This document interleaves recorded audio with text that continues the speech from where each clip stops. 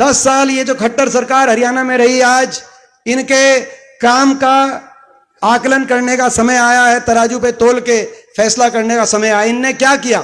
जो हरियाणा 2014 से पहले देश में विकास के मापदंडों में देश में सबसे आगे के राज्यों में गिनती होती थी कि हरियाणा सबसे विकसित राज्यों में से एक है, आज जो विकास में नंबर 1 था हरियाणा, वो विकास दर में तो 10 साल की इस खट्टर सरकार के बाद विकास दर में तो 17वें नंबर पे पहुंच गया। मगर देश में नंबर 1 अगर पहुंच गया तो आज बेरोजगारी में देश में नंबर 1, हर घर में पढ़ा लिखा नौजवान बेरोजगारों की फौज खड़ी हो गई।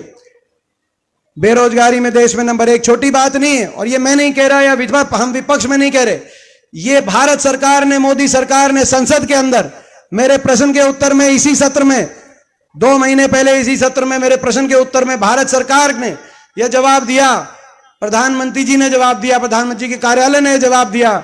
मैंने पूछा था कि देश में सबसे ज्यादा बेरोजगारी कहां है, भारत सरकार का जवाब आया संसद के अंदर कि हरियाणा के अंदर देश में सबसे ज्यादा बेरोजगारी है और 2014 के मुकाबले 3 गुना बेरोजगारी। और क्यों हुई वो बेरोजगारी? इसीलिए हुई 10 साल में ना तो निवेश हुआ, ना कोई नया औद्योगिक क्षेत्र लगा, ना कोई शिक्षा का नया कोई संस्थान हरियाणा में, ना कोई बड़ी परियोजना आई, ना कोई थर्मल का कारखाना, ना कोई IMT औद्योगिक क्षेत्र, ना कोई नया विश्वविद्यालय।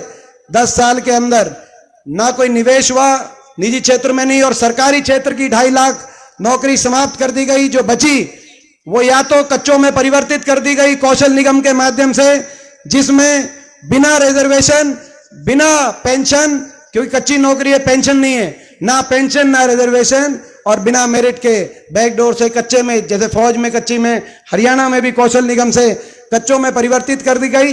केवल 5 साल में, पिछले 5 साल में भी आखिर में आकर एक ग्रुप डी की नौकरी निकाली, और इस 5 साल में भी बाकी जो नौकरियां निकली वो तो भर्ती घोटालों की, पेपर लीक घोटालों की भेंट चढ़ गई। फिर भी कुछ लिस्टें निकली, बड़ी नौकरियों में हरियाणा से ज्यादा हरियाणा के बाहर के नौजवानों का नंबर आया।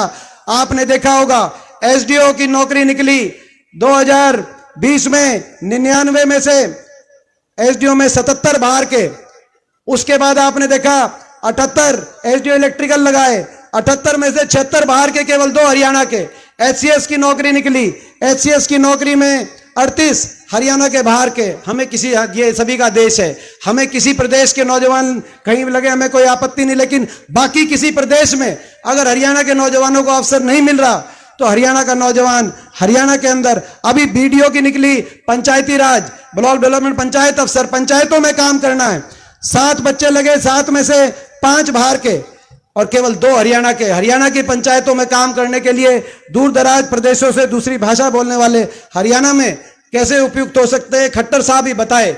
बड़ी नौकरियों में मौका मिला नहीं, केवल ग्रुप डी की नौकरी एक बार 2019 में निकाली और उसके बाद CET के चक्कर कटा दिए, और आखिर में दोबारा से उसमें ऐसी क्वालिफिकेशन के बच्चे लगे, वो अपनी नौकरी छोड़ के चले गए, दोबारा से वैकेंसी बन गई, दोबारा ग्रुप डी की नौकरी।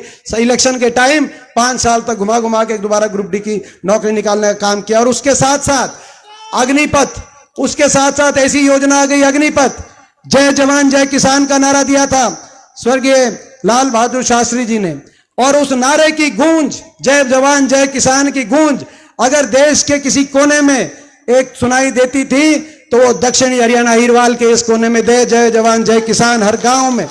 और यही खड़े होकर मैंने संसद में कहा कि ये वो इलाका है जिस इलाके में, इस इलाके की क्या पहचान है।